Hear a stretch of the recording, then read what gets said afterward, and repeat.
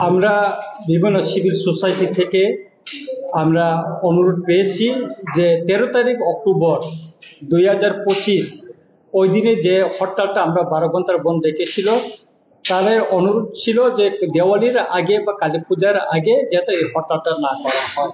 এবং বিভিন্ন civil society আমরা যারা এই আন্দোলনটা পরিচালনা করছি তাদের সঙ্গে আলোচনা করে আমরা পর্যালোচনা করছি। সত্যি জনগণকে সম্মান দেওয়া উচিত, যেহেতু সিভিল সোসাইটি থেকে বা বিভিন্ন আমাদের সমাজের লোকদের যেহেতু অনুরোধ, সেটাকে সম্মান জানিয়ে আমরা 13 তারিখটা পিছিয়ে আরো 10 দিন 23 তারিখ অক্টোবর আমরা করার জন্য সিদ্ধান্ত নিয়েছি।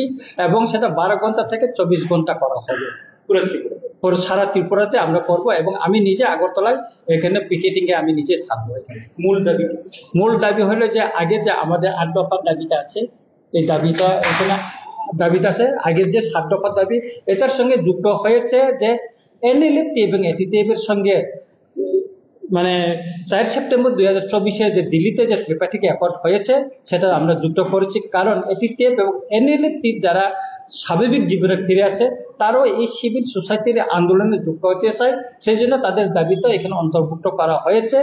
এবং আজকে এখানে আরো উপস্থিত থাকার কথা ছিল, বিভিন্ন কাজে তারা বাইরে চলে গেছে, অনেকে গুয়াহাটিতে শিলংয়ে আছে, তারা আসতে পারেনি। তাই আমরা মনে করি যে 23 তারিখে যে ইয়েটা আমাদের যে হরতালটা সেটা আমরা পিসফুল করব। এবং যেটা সরকারি স্কুল কলেজ সেটা বন্ধ থাকবে, কিন্তু ফায়ার সার্ভিস, অ্যাম্বুলেন্স বা ফলের দোকান, হোটেল এগুলো খোলা থাকবে, আর ওষুধের দোকান এগুলি সব খোলা থাকবে আর কি।